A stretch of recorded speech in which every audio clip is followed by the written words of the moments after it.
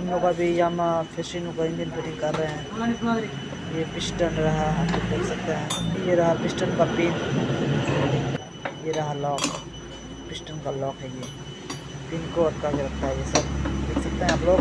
मैंने गैसकेट वगैरह लगा दिए हैं, देख सकते हैं आप लोग दोस्तों। ये रहा ब्लॉक।